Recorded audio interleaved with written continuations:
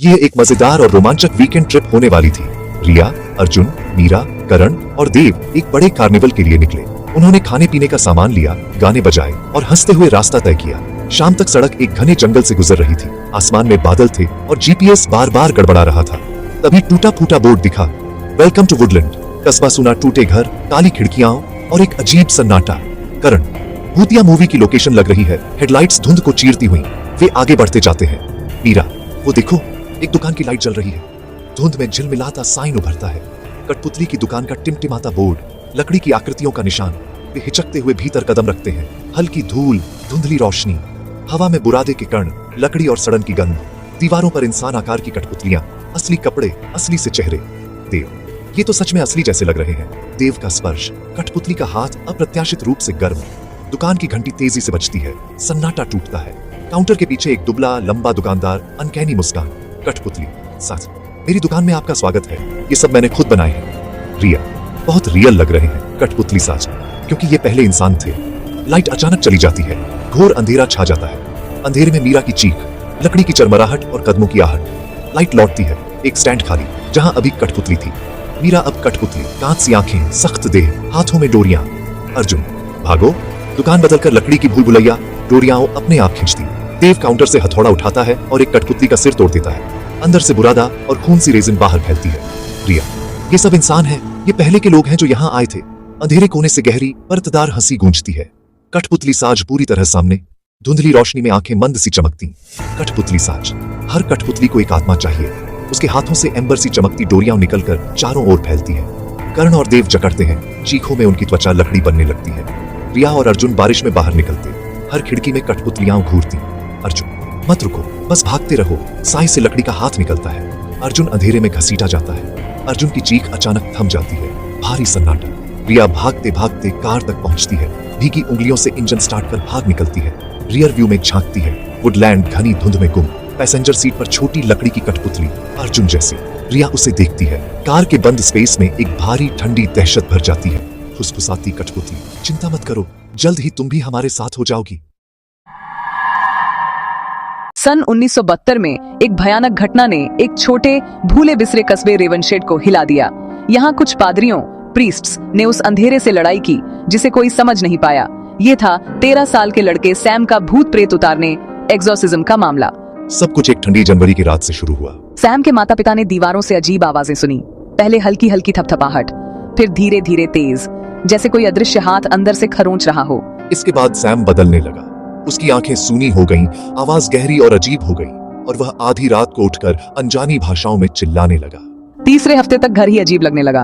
Furniture अपने आप हिलने लगा। दीवार पर लगे क्रॉस उलटने लगे और सैम के शरीर पर नाखून जैसे निशान उभरने लगे, जैसे किसी अदृश्य चीज ने उन्हें खरोंचा हो। घर के अंदर की हवा में सड़ांत और गंधक जैसी बदबू फैल गई।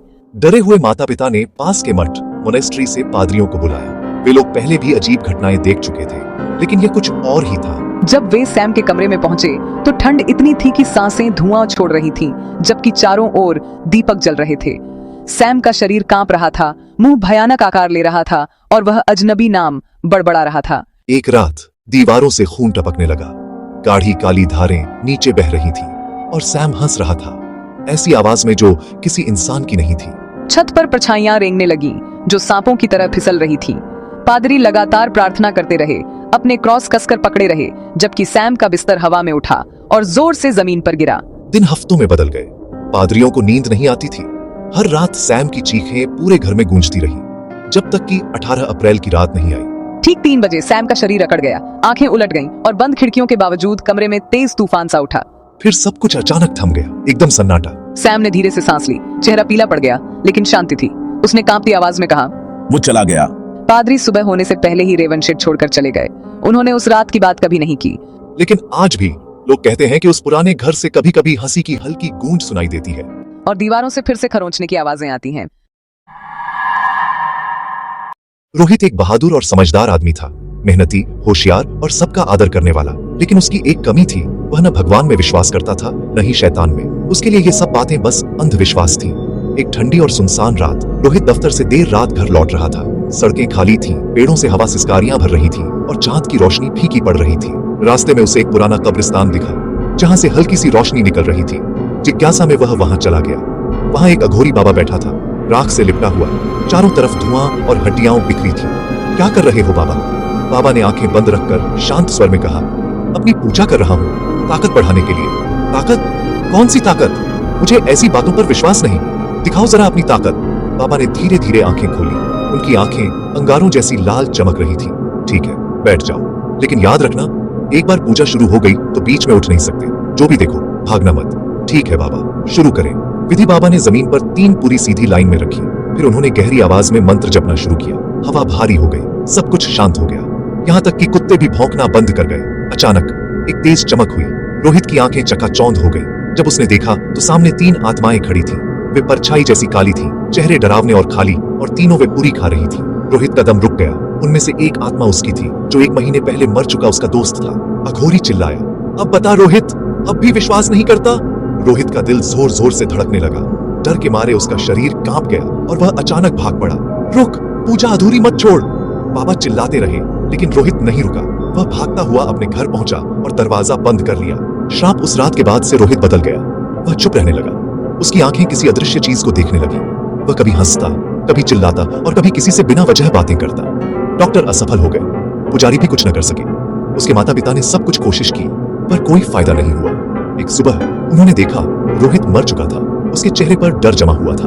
मृत्यु के बाद जब उसकी आत्मा शरीर से निकली, उसने वही 3 आत्माएं देखी जो कब्रिस्तान में थी, और उनके पीछे एक तेज रोशनी थी।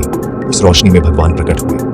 रोहित घुटनों पर गिर गया, कांपते हुए बोला, मुझे माफ कर दीजिए प्रभु, मैंने कभी आप पर विश्वास नहीं किया। भगवान मुस्कुराए और बोले, कोई बात नहीं मेरे बच्चे, बहुत से लोग तब तक नहीं मानते जब तक सच्चाई देख न ले। रोहित की आंखों से आंसू बहने लगे। अब उसे यकीन हो गया था, भगवान और शैतान दोनों का अस्तित्व है। लेकिन अब बहुत देर हो चुकी थी। वह अब किसी को कुछ नहीं बता सकता था। बस हवा में उसकी आत्मा की आवाज गूंजी, विश्वास कर लो, कहीं देर ना हो जाए।